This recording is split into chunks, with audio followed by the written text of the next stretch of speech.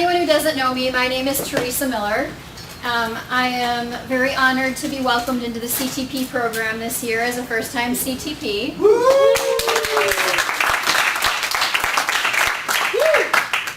Also, anyone that knows me probably said, why is she talking about security?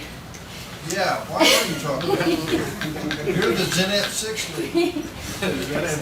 And I will go back to, I'll go back to Zen Desktop and Zen App for Bri Forum in Denver.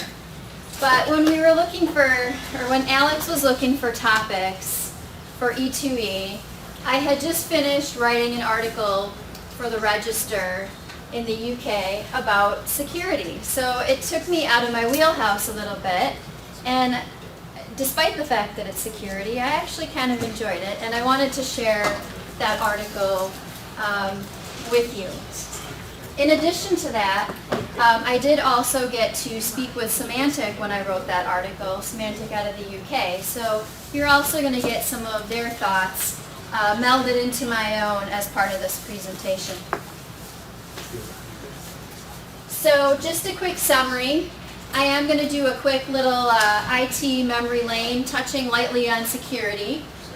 We're going to talk a little bit about how, from a business level, you need to strategically change your mindset and be more prepared for when a security breach could happen.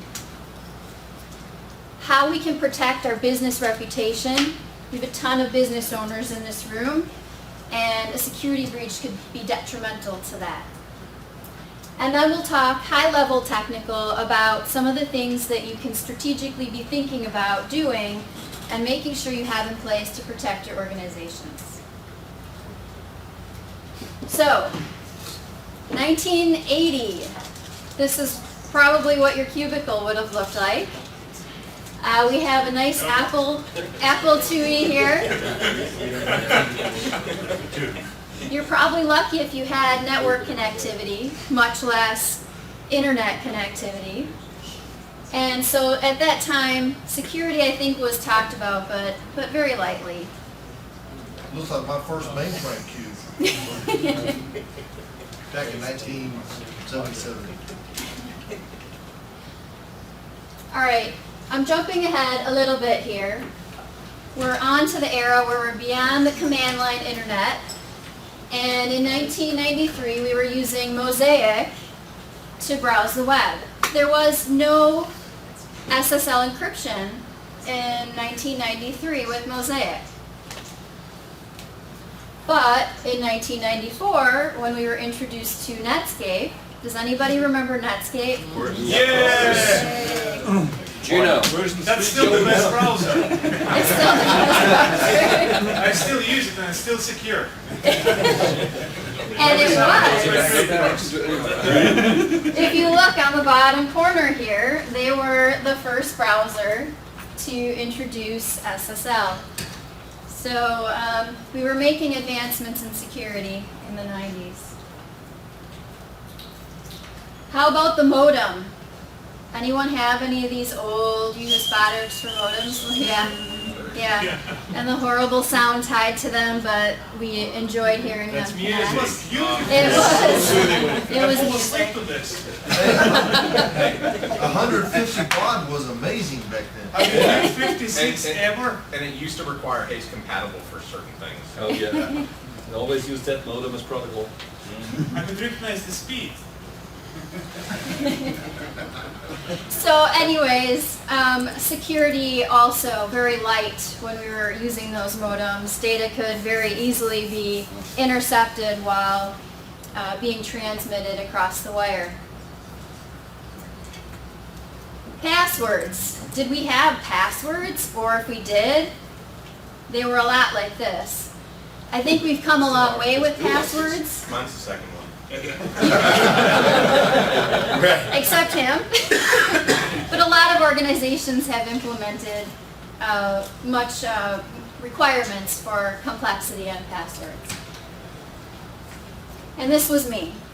So memory lane, this is me somewhere between 16 and 18 years ago.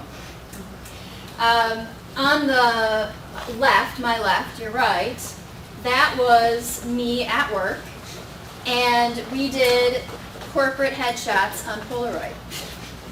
So that is truly a Polaroid photo that I still have, and amazingly, it actually has held up. All right, so getting a little bit more serious, I mentioned in the beginning, it is no longer if it will happen, but we need to start thinking about how prepared our organization will be when a security breach happens. So much has changed. So what has changed is, well, technology's been around for quite a long time now. In retrospect to what I previously mentioned. But one of the biggest things is the black hat hackers. Black hat hackers are the bad hackers of the world, and they are those that function as an organization, and they're out there looking for our data and our information so that they can make money off of our choices and how we secure our data. You know, and when we think about security, we always think, well, they want my financial data, right? And I can think back, when I first graduated from college, I had an office job, but I also worked in retail. And just an example of how things have changed even since then. When I was in retail, I don't know when the last time you guys have seen one of those manual credit card swipers. Yeah. We used to leave them right out on the register. Your full credit card number was on there. And so when you think about financial data, I mean, that stuff's long gone. We don't even have our full credit card numbers on things. But those were, years ago, those were the ways that identity theft and financial theft would occur. So now we have more sophisticated ways of obtaining data. And now we have to watch our medical data as well. We also welcomed Connie Barrera into the CT program this year, and she wrote an article for the Citrix blogs about healthcare and how the future of these hacking attempts is now focused on healthcare data, because the value is 10 times greater than that of financial theft. She also mentioned that we're looking at a $5.6 billion price tag in security breaches related to healthcare this year. So the game is changing. So with that, we really need to focus on how we protect our data and protect our organizations. It's not a game. So everybody familiar with the Sony breach in America here? I see some head nods. And so how did you feel about how Sony handled communicating that breach to the wasn't public? as good as I'd expected. Can you repeat that? The interview wasn't as good as I'd The interview. It wasn't too bad. No, I actually never even saw it. But With all that promotion, they didn't get you to see it. no. Sent you to see it. Well, see, exactly. That's what people originally thought, right? Sony's trying to promote their movie. So then Sony pulls the movie. Or at least for a little while. But when the data was lost, they also, for example, there was a situation, and Forbes actually had an article about it, where they actually sent lawyers after some of the people that they felt had obtained some of the data leaked from that breach. And so I think that from a PR approach, they didn't communicate well to us what was going on. We were all speculating. They made themselves look really bad. And so that affected their business reputation. Another recent breach. Everybody familiar with the Anthem Breach here in the States? Yeah, that was bad. Yeah. And so, did anybody follow that? Not really? Okay. Well, from a PR perspective, they were on it right away. They didn't know what happened, but they had the FBI come in and investigate immediately. And they also started communicating to the public right away, saying, you know, we lost this information, we're looking into it, and, you know, we're going to follow up with our customers and come up with a plan. And very quickly, they did. They followed up with their customers. They've offered them all credit protection. If they choose not to do credit protection, they'll still protect that customer if something happens. So this is a really good example of a great business strategy for handling something that really was not very good. And then this is an article that talked a little bit about the PR response for Anthem. So, can we, as business owners, really protect our organizational data? Is it possible with all of these changes? It's no longer that nice, isolated Apple II sitting on a desk with probably doesn't even have network connectivity. So we're going to talk about large organizations first. I do feel that the smaller organization should have a little bit different strategy, and we'll talk about why shortly. So this was one of the things that I learned from my conversation from Symantec. They said that if you can get your organization on a routine patching schedule for all applications, including your Windows, desktops, and servers, you can reduce that gap of security risk by 80%. So I know that's not a small job, that's a lot of planning, but that's a really big reduction in risk just by doing what we should be doing anyways. So then how do we deal with the remaining 20%? So the recommendation there is to do actual IT security penetration testing. So in the room here, do any of your organizations do security checks? We have customers. Customers that do? Okay, a lot of hands went up. Yep. And how often? So let's say if you do it once a year. When I was in financials, it was every quarter. Every 4 times quarter. a year. That's very aggressive. That's Yeah, awesome. every quarter. Every quarter. Excellent. And then if there were any changes that were implemented to the environment, so for example, if we had a new vSphere implementation or new Exchange upgrade, it was mandatory that after the project was in a pre-production state before it went into production, that a pen test was performed against the environment. Nice. Okay, so now everybody who has said they've done a penetration test, who did the remediation? Did the remediation happen? Yes, Just raise your hand if the remediation happened. quarterly. Okay, so there's fewer hands up. So that's something that can really make a big difference. Yes. I think what makes sense is who is doing the security audit.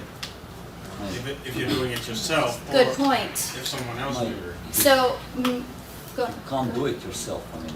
Yeah, I agree. You want to hire a third party to do this. I mean, there's some testing you can do on your own internally, minimalistically, but at the end of the day, if you want the right and real answers, you hire somebody that doesn't have IDs and logins and let them figure out how to get in, and then you know where your weaknesses are.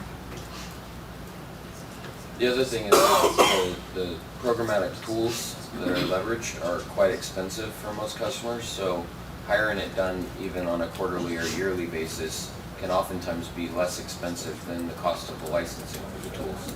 Oh, good And point. programmatic tools use this in many cases.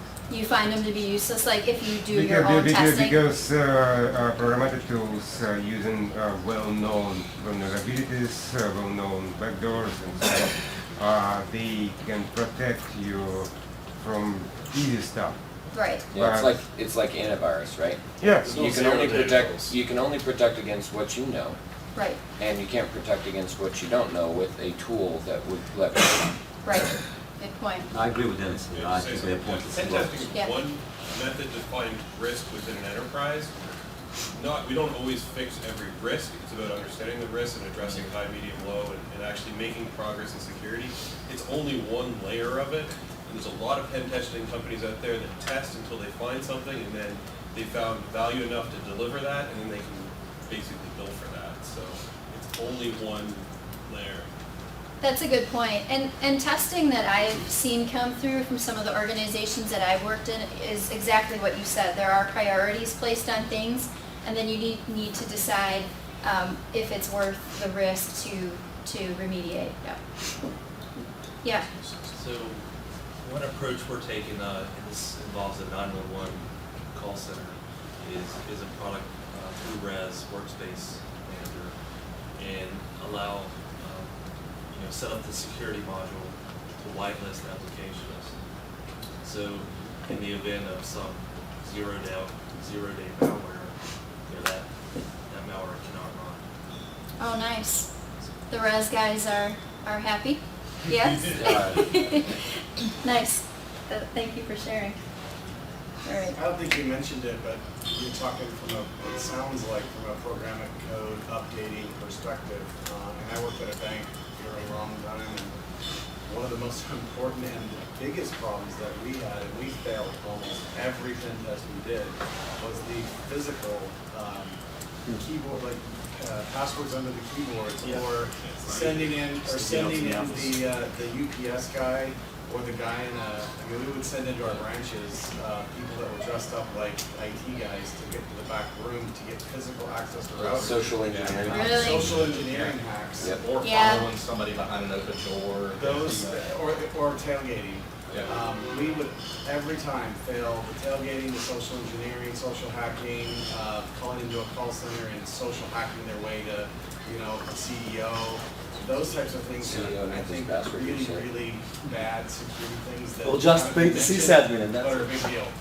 The user's the weakest link in a lot of these Hands things, down. and non-technical enforced policies, when we have written policies that we assume everybody actually follows. And red. Yeah. Choice. Anyway, please. Yeah, I agree, especially with the social engineering aspect. That's changed a lot, because even like a lot of businesses now, like you can see who's calling even if they're not from your company, and all it takes is just a slight letter change, like a R that looks like an N, or you think you're talking to somebody from a certain business and you're really not, and you might share something you didn't mean to. So the social engineering piece is huge, and it does have to be part of the penetration testing. That was a really good point. So those really old legacy systems need to go as well. Anybody out there still using XP, or any of your customers still trying to get off? Really? Yeah, so there are no updates anymore for XP, and so that is a huge vulnerability. The other thing that came up is old networking equipment, because networking equipment often just works, right? So you don't think to replace it, but that legacy stuff needs to be replaced, and you need to put in net scalers to protect your environment.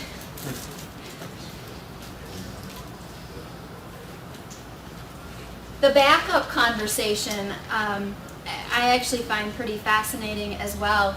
When you look at what happened with CryptoLocker, for example, in the recent past, people's backups were able to be encrypted under the CryptoLocker malware. Does everyone know what CryptoLocker is, or should I explain that? Yeah. It's ransomware.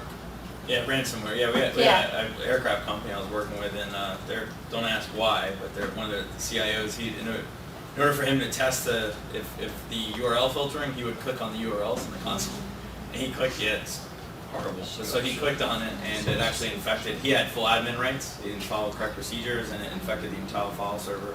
Took everything down, and thankfully they had backups for store, but yeah, it was pretty bad. So in that case, it didn't get at the backups, but it's possible. Yeah, it was. It's actually really possible that they can encrypt that data. That said, he learned very quickly to not log into that. Yeah. Little bit late, but Yeah, totally. So, and we have so many options today for backups, and we even have cloud options. So there's really not any reason why there can't be multiple layers of backups, whether you decide to do data replication, cloud, tape, whatever. So at the desktop level, also very important to have more than one layer of protection. You know, years ago we used to either have nothing, or you might have had like McAfee or Norton on there. And so it's really important to look at what other options you have, like more of an intrusion-based detection in addition to your malware and antivirus. Also, even endpoint recording, like a Bit9 or a Carbon Black. Really taking a look at what's going on your device so that you know if something's going on if another product didn't catch it.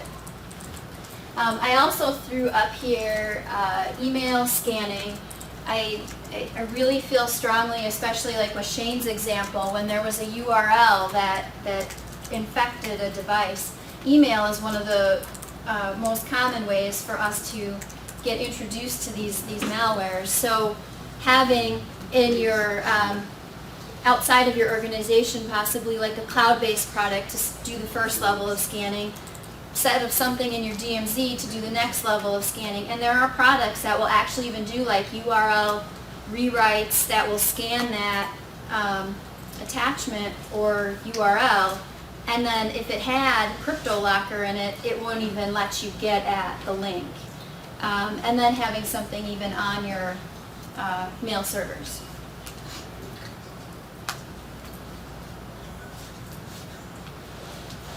So earlier I mentioned PR. Have any of you taken your security plans to this level? Have you talked to a lawyer or internal folks, compliance folks? So if I look at like the Sony situation, I would feel the same way. I don't think that they had a plan.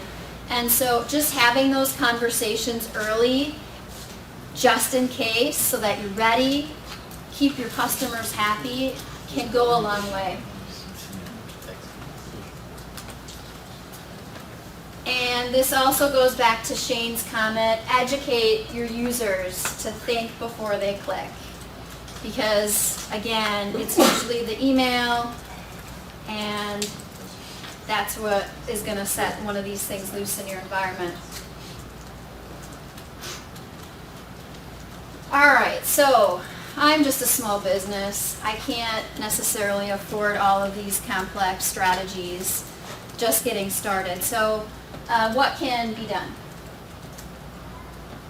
So I think on the most basic form, make sure you have virus and malware scanning. I know at home I had recently tested just trying to use like Microsoft's product for virus scanning on one of my devices, and it was not enough. I had to replace it, and I had to add malware scanning.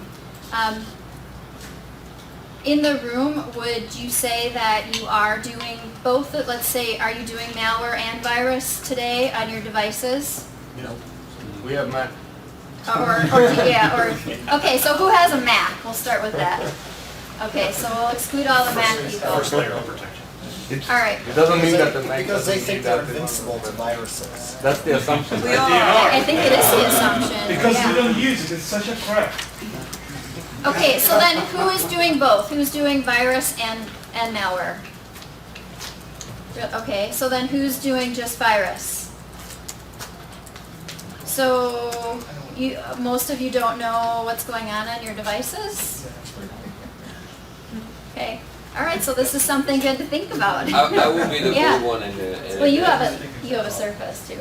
Yeah. Yeah, so it might be a little different. Well, it's security essentials, but until you made that comment, I wasn't aware that it didn't have malware protection in security essentials. Yeah. I want to say, haven't they just lumped that all together? Malware, viruses, trojans, backdoors, whatever, keyloggers, isn't that all now just kind of covered? Depends on the vendor. It depends on the vendor. Like I mentioned, like my Windows 8, every other day. It was every time I let my kid use the laptop, actually. I would, all of a sudden, I'd be browsing and I'd end up like, I'd Google and all of a sudden I'd have something else pop up that shouldn't be there, and I'd get in these really weird situations, and then I put malware bites on and scanned it, and it's been okay since, and I let my kid use it, so So yeah, the Microsoft stuff wasn't So on. you let your kids work on the computer under administrator account. Actually, it is not under an administrator account. Kids do And not so- need admin account. So, no, it wasn't admin, but now you have each, I don't remember what I did. Maybe I did some form of a hybrid. Good point. I'll have to go back and take a closer look at that. They hacked your password way. Oh, no. He's not that good. Yeah. All right, so here's another thing that you really should consider. So we talked heavily in the large organization piece about making sure you're doing your updates and updates and updates. Well, when we're a smaller company, to put that time into updates can be a challenge. So if you use like a cloud-based provider for your email, like Amazon or a Microsoft, they're going to do all those back-end updates for you, and you don't have to spend your time doing it. And again, those backups. I mean, the backup strategy for a small business is totally different, but don't ever leave your data as a single point or a single copy on your device. And protect your backups, because backups contain data that people want to steal. Right, protect your backups. So, I don't think I asked this before, who has backups of all their data? Oh, Yep. Okay, so pretty close, kinda. All right, so now who has backups of backups? Okay, fewer hands. Okay, I have offsite backups on my back. awesome. You have Yeah. offsite backups of your backups of your backups. Yes. Yeah, you have I to. have backups to a NAS, and then I physically take the data off the NAS onto a USB drive quarterly, and then I take it off site. It's not cloud-based either. I don't trust the cloud with my data. just trust me. Just leave it to them. Leave it back. Yeah, leave it back. All right, You know what they so, say about backup is usually backup is not a problem. The restore. You're cool like well, that? right, if the data is infected, yeah, the restore can be a big issue. All right, So people also We don't have a test. backup strategy. Do you have a restore strategy? Yeah. People don't. No, people don't test Yep. the restore. They That's- back up for years. And they don't know the restore never works. that's a good point. So up here they're saying, do you also have a restore strategy? So who has a restore strategy? Danny's doing it once a day. Right, Yeah. Goes on so Don't that, sleep that's a before you good sleep. point. It is important. A lot of people do skip that step. Well, you may have a restore strategy, but have you ever tested it? Yes. That's the point. Have you restored your restored data? That doesn't make sense. Yes, Rachel. It's like, One of the things that I see most around the security area and backup thing that people don't often plan for is the impact on their network. Once you install antivirus into a virtualized network, those updates or backups and things can have a huge impact on. And I've had, numbers of cases where people are having problems because they haven't thought about when they're doing it and what they want everyone else to do. So The spike in the prioritization of what to restore first. yeah, I just wondered if that's something other people notice a lot, that people seem surprised. They have a strategy that they're going to do it, but they haven't thought about when or how or the impact of the network. And the dependencies on what you restore first. That's a big one. Yeah, has anyone seen what she's describing? Yeah, no, that's I mean, common. I mean, my company, Yeah. we do service provider stuff, but backup as a service and DR as a service. And the amount of times our pre-sales engineers get on a phone call and ask for some network information, and the customer don't even understand why they're asking for it. Right. Yeah, that's Yeah. definitely. Yeah, it's a very good point. And prioritizing, that's a disaster recovery question that you have to talk to your business about. Or business continuity. Yeah. So that they'll tell you what's more important, the finances or this or that. So Right. you know what you should start to restore and get back up and running. Yeah, True. but Rachel's original point was about the network consumption. The bandwidth is going to be needed to move the data around your organization to whatever if it's offsite or on cloud or whatever. That's the challenge. Yeah.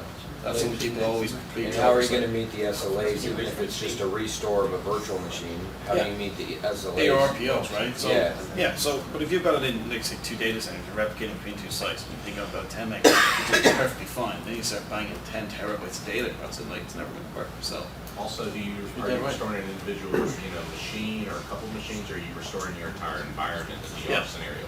That's a bigger, different conversation. Yeah. That is totally a different conversation, because you don't even know if you'll end up doing full VR. I mean, you might do partial VR, Yeah. exactly. All right, so Alex is saying we're pretty close to time, so I'm gonna wrap up, we're almost done, okay? So we did talk about this as well, the whole PR aspect. Even the small business, I mean, obviously we don't have a legal team, we don't have a compliance team, but it is relatively inexpensive to just sit down with a lawyer that is versed in this to have a plan. So that is also a recommendation. So at the end of the day, there is no such thing as zero risk. And that's where this mindset shift has to come from. So just briefly, these are the things that we talk about, and just remember that the things that we've done in the past are no longer, I mean, they're relevant, but we have to shift and change how we approach this going forward, or our reputation's at risk, our business reputation is at risk if something happens. Yep. Yes. You brought up a good point about seeking, legal advice. Where are you going to find? I'm asking, where are you or anybody in this room going to find people that are both legal professionals and not technological idiots? Starting with your legal counsel is probably the best place, and then they'll say, oh, that's not really my that's not really my skill set, but I have this colleague over here that has that skill set that can help you with the intellectual property side of things. Or go to a specialist in, from the security compliance company who do the tech side of things. Chances are they have the legal people to back it. I know my sister company, that's exactly what they do. So they're the guys who go to for pen testing and stuff, and at the same time they'll say to you, what's your PR strategy? And they'll put you in with the right people in the organization for that. Okay, so take action. Hope that listening to this was helpful. I know when I wrote the article, it really made me step back and think about some things and what I could do differently. And so that's why I did not talk about Citrix today, and I brought this to you guys. Cool. Any last questions? All right, thank you. Thank you.